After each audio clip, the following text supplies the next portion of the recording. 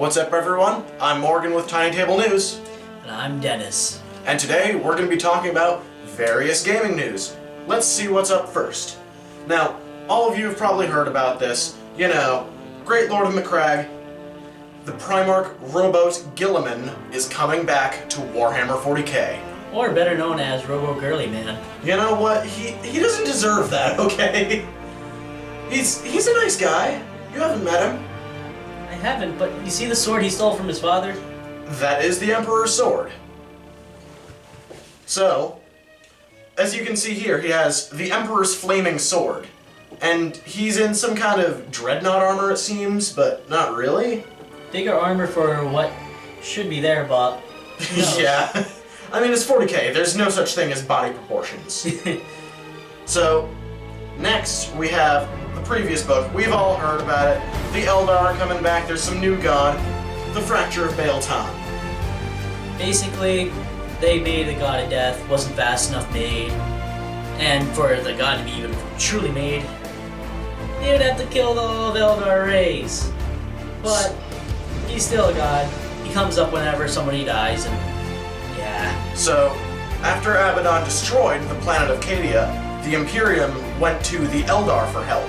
And some renegade Eldar decided to create a new god, similar to what they did in the past, who is now named Enid, the god of death. Also Baal-Tan's been destroyed by demons. It sucks. I mean, for you, not for me. I fucking love it. Hey, I'm Dark Elder. We got our porn. Oh. Alright.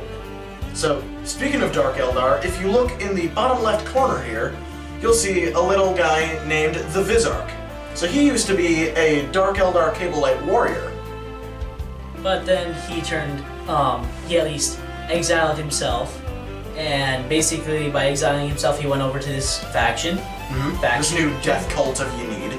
Death cult, and yeah, he joined them. And he's got lots of spirit stones on him, or wraith stones. So, what he does in combat is he's essentially a super challenge monster, and whenever he kills a character, I think he gets more attacks and more strength. To my knowledge, he would also get some abilities of that character depending on what happens, but... I haven't heard of that, but we'll find out when you get the book. Yeah. Which is coming soon. Wait for that battle report. And so in the middle, we have... So a lot of people are saying this is something similar to the Avatar of Cain or a greater demon. But actually, that's the god itself. You see, it was a failed creation of the god, so the god is sort of half-born and is inhabiting the body of a Dark Eldar witch? Or... What does that look like? I'd say that's not really a witch. But some type of unit type. Yeah, something Eldar. Something Eldar, species-wise, and basically, how you spawn her in, you can take her into battle. Thing is, you can't put her on the table immediately. You gotta wait till one of your Eldar units, specifically Eldar, they can't be friendly units or anything like that. So part of the faction. Yeah, part of the faction. It has to die, and then you have a chance to roll to see if it comes to life. So it comes from reserves when a friendly unit dies. Yes. That's interesting. And then over in the bottom right corner, we have Yvraine, who is... I know she's a psyker of some sort. She has I know she's a very potent psyker. Psychic level 2. Okay. And she has something on her base, which we haven't seen since Rogue Trader, called a Gyrax, which is similar to a Chaos spell familiar, but it's a little space kitty cat. It's so adorable. And next, we have, relating to the next book that's coming out, Cypher, Lord of the Fallen. Come back. I don't know how they got out of that planet asteroid, but they got out. Fuck the Changeling, man. So, what's happened with him is, essentially, he has joined Gilliman on his quest to return to Terra. And what's up, if you look at his back, it kind of looks like he's got some kind of giant sword there. I'm thinking it's maybe the lion's sword. Hey, anything's possible. They're changing up lore 24/7. I mean, come on, they brought fucking Gilliman back. Anything can happen now.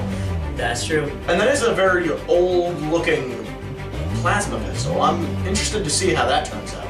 Yeah. And for all you Grey Knights players who haven't gotten anything in a while, we have the new Grandmaster, whose name I literally cannot remember. But he's cool, and he's got a hammer and a gun. Gun attached to his wrist, and you all know, when they got stuff attached to their wrists, they're most likely going to survive for a long time. Oh yeah. Hence Gilliman. And this means that the Grey Knights are probably helping out the Ultramarines. Because we all know our two favorite Space Marine factions are the Grey Knights and the Ultramarines. Wait, it's truly a cobalt blue, not a space marine blue. No, shut up. No, get out. Their life is a lie. No. Keep that to Bruva. Let's move on. For all of you War Machine players and Hordes players out there, you've also probably heard of this, but for those of you who haven't, a new faction is coming, known as the Grymkin. And they're very, I would say, Tim Burton inspired. Almost Alice in Wonderland kind of pop bubblegum horror. You know what I mean by that? Yeah. You know, kind of like a Victorian thing? Yeah, Victorian people stitched together. Yeah, spooky stuff. And what's interesting about them is that their warcasters do not have feats. Instead, they have 3 abilities known as Arcana. So these Arcana abilities are minor abilities that you can choose, and they are triggered through various events throughout the game. For example, with one of the new Warlocks, she has 2 models. There's a little girl and a giant monster who looks kind of like Sully from Monsters Incorporated, for all of you who've seen that. And essentially, when you kill her war beast, she sets everybody near her on fire. It sounds pretty sick. Additionally, the Old Witch of Kador is switching to this side, and her Scrapjack has turned into a giant warjack, similar to Baba Yaga's hut. If you know what that is. I'm gonna trust you on this because I have very little knowledge on this thing. So. Yeah, I'm just super excited about this. It's my favorite universe.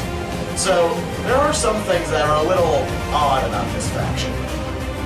Hence, this unit.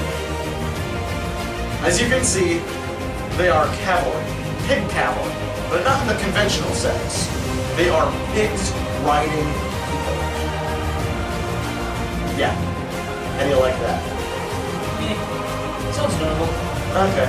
So what they get to do is they have tough, for all of you that know that. For those of you that don't, whenever they die, they roll a d6 on a 5+. They don't die, they're just knocked down. Similar to Feel No Pain. Similar to Feel No Pain and or in Or like Blood Will Not Die. Or in Blood Bowl where you can be knocked down, it's just harder for you to kill a character. Yeah, like that. And they also have shield wall, so if they come in base-to-base contact, they get +2 to their armor, making them harder to hurt. So they get extra toughness, essentially. And they have snacking, which means whenever they kill someone, they can heal. Next, we have one of the war beasts. Now this thing's fucking creepy, I love it. So, it appears to be something that'll just kind of charge into combat and kill as many things as possible. As you can see, it gains strength and armor from eating enemy corpses. So whenever it kills something, it gets stronger. I understand this. This looks kind of like a necromorph from the Dead Space series. I'm not counting in Dead Space 3. That was something else. You know, I never really thought of it in this way, but yeah, I guess it is kind of like that. Because it takes in any biomass and makes itself part of it. Mm-hmm. So, what do you expect from this faction? What I expect, basically, they're going to be porting in as a small unit, as a small faction, Yeah. and over time gaining more and more units because they're eating more stuff, gaining more power. So, I honestly disagree because I think this will be, and you don't play War Machine, so you don't really know this, but back in 2013, there was a new faction released called the Convergence of Cyrus. They're kind of robot people in the most basic explanation. And they were a very limited release. They only got a couple of models and no future releases. I think this will be similar to that because it's the brand new faction for Hordes instead of War Machine. But that's all up to interpretation. Now, we're going to your field, Magic the Gathering. I know very little upon this right now because I've had to stray away from this because... I trusted you. You trusted me. The thing is, I had to stray away from this for a little bit because of reasons, life got in the way. But basically what the story's happened so far up to this point was basically her mother died. Her mother was a rebel for a long time. She didn't know this. Who's she? She? Yeah. I forgot her name. Is that Chandra? I believe so, but Yeah, because I remember her looking a lot different, you know, yeah, being on fire. She was also saved from an ambush by my friend, a Lion Man. Oh. I call him Lion Man because I can't remember his name for shit. Lion-O! Thundercats! Everyone's called that. And you can mostly remember, what is it? You can get all this information from cards. You have to buy lots of packs so you can find those cards. I mean, it's a card game. It's Magic. What do you expect? But if you want to do in-depth searching for the information about this, all I know is that her mother died, and that's where the story ended. And this might be the result of that. Her mother was part of the rebels. So is this an extension off of Kaladesh? Kaladesh, yes. Yeah, what was the whole expansion called? Was it just Kaladesh? I forget, but I do know it has the Kaladesh introduced vehicles. Yeah, the vehicle system's really cool. I love that. And, yeah, we're good on that part. Yeah, sounds interesting. Now this is more my field. A lot of you think, you know, Dungeons and Dragons, it gets a little old, but it's got a place in my heart, and it'll have a place in a lot of your hearts if you've played D&D for a long time. Now this new book, called The Tales from the Yawning Portal, it releases on April 21st, and essentially what it's doing is taking all of the most classic dungeons of all time, updating them to 5th edition rules. So have you ever heard of, like, a White Plume Mountain? Actually, no. Oh. I haven't actually played it. I only started playing D&D recently, to be honest. But it also has the Tomb of Horrors. Tomb of Horrors, I heard that before. Yeah, you know, the most brutal dungeon that's ever existed. Yes. That'll be fun. And it'll be a good little nostalgic trip for all of your old-timers playing D&D still. But to my knowledge, Props to you. But to my knowledge, how D&D's going so far, they're mostly going to simplify it, make it less hard, so more people can get into it. I feel like that's more on the streamlining side than it is oversimplifying. Like, Age of Sigmar was oversimplified in my opinion, but this is more streamlining. And I think it's good because it has some elements of older editions and elements of newer editions and things new people like. So like, it did abandon a lot of stuff from the 4th edition that I liked. For example, and I know a lot of people complain about this, but I like the more MMO aspect of it. Lots of cool abilities and things like that. Well, another thing, I actually hope that this doesn't turn out like Hollywood, where they're going to try revamping old properties and failing at it. Actually, funny story. 1 second. Now, I know this is very old news, but they've already done that. So they made this new book called The Curse of Strahd, which is not really new. It's essentially they updated the old Ravenloft adventure to 5th edition. Okay. I've had a blast running this, and it's a blast for a lot of other people. But if you don't really like Ravenloft settings or gothic horror, vampires, things like that, don't pick up the book. You won't like it. And so, sticking with a sort of RPG thing, we've got a new Warhammer Quest board game coming out. So, this is a lot different from the traditional Age of Sigmar, because rather than controlling an army and doing battle on an open field like we have here, you're going into tile-based dungeons and dungeon crawling and grinding enemies. Think like Diablo. Okay. But how are they going to translate the character's movement settings to tiles? Well, it's a completely different rule set. It does not follow Age of Sigmar rules. Okay. It's its own thing. So the only similarity is that it's in the same universe. So from what I've seen so far, they're bringing back a lot of old stuff, and I love it.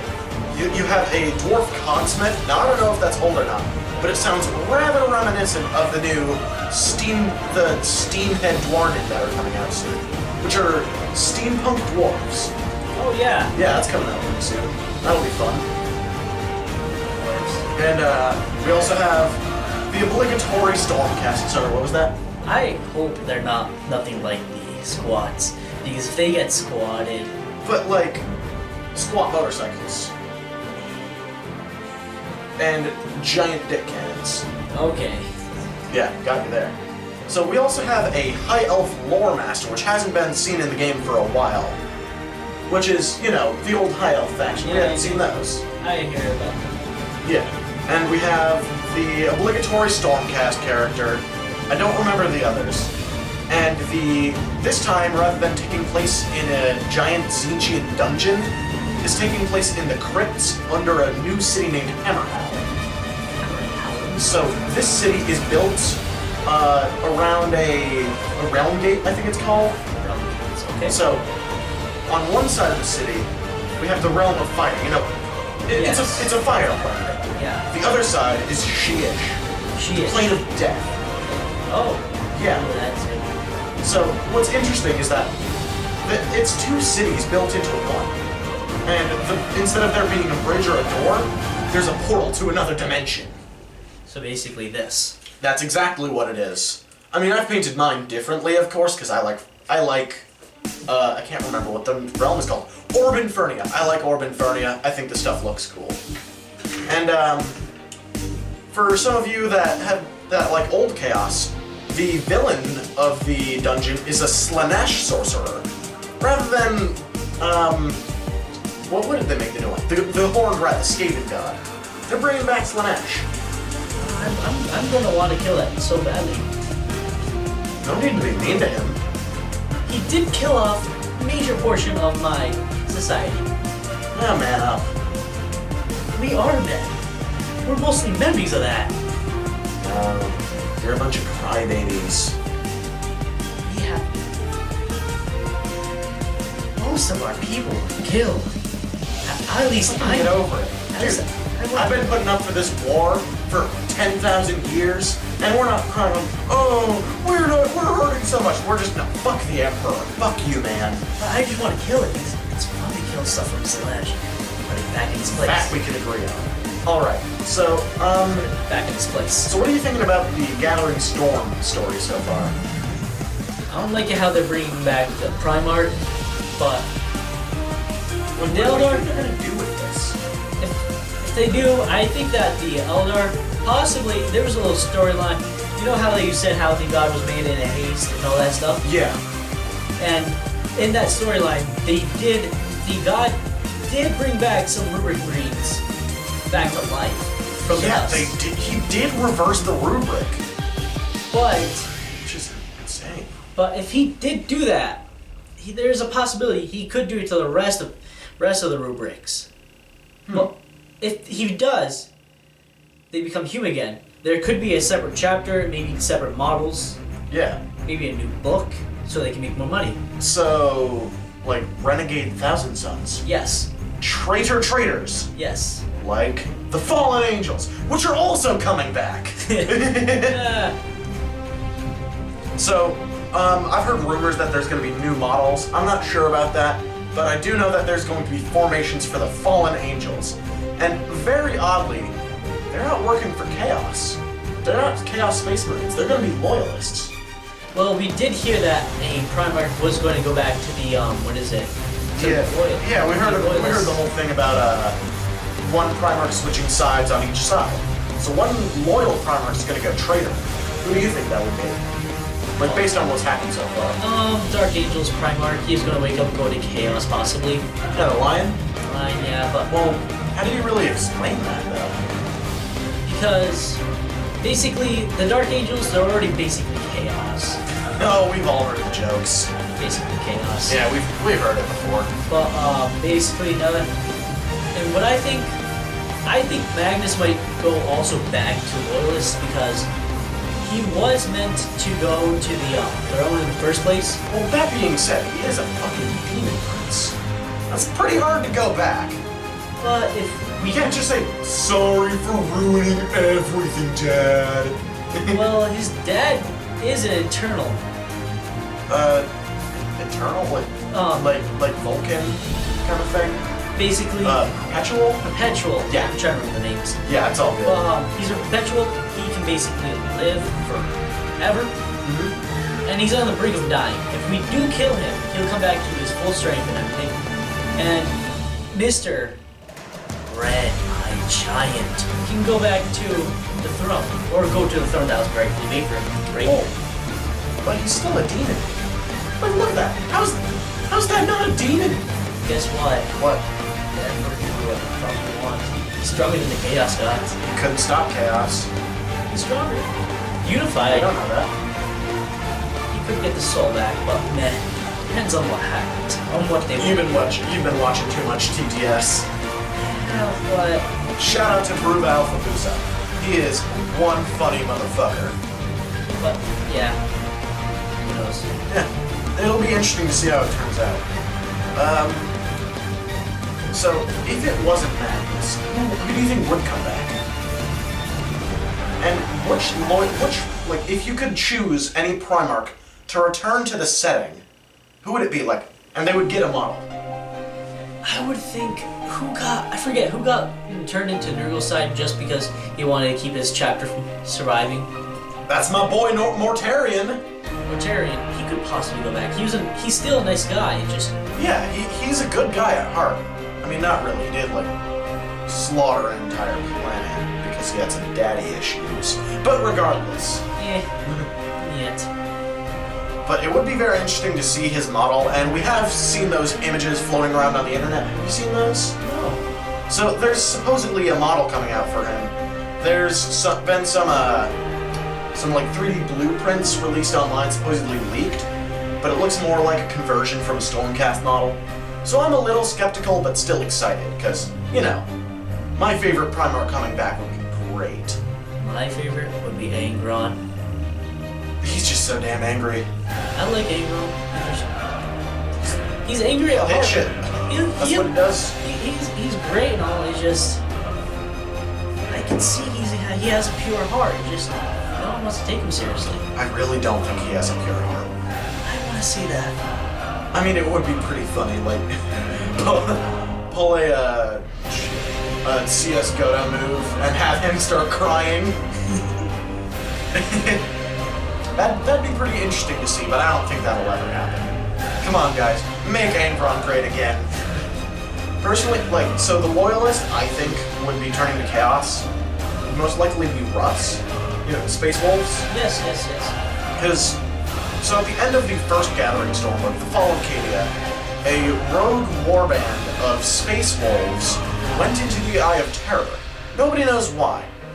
I'm thinking they're gonna bring Russ back, but because he's been living in the warp so long, and the whole wolfen thing's happening, and plus, you know, lots of stuff's going on with the Inquisition trying to kill all the Space Wolves, I don't think he's gonna like the Imperium when he gets back. What do you think on that? If I could say, he could have gotten like war powers itself because he never aligned himself with any god per se. Oh yeah, he was a loyalist. He's a loyalist, but because he spent so much time in the warp, he could have gotten more powers. And these war powers might fuel him with anger because most of the Imperium's angry all the time. So you're saying he would be empowered by Korn? By Korn, but not Korn himself. He has basically, he's not unified to any god. Yeah, he knows no allegiance except to the Emperor. He is the Emperor's executioner. Yes, but the executioner will revolt if his own people are going to die. Okay. So that's a pretty interesting outtake. So I'd say we'll end the show here. So tune in next month for our next news segment. And this has been fun. See ya. Yep. See you next time.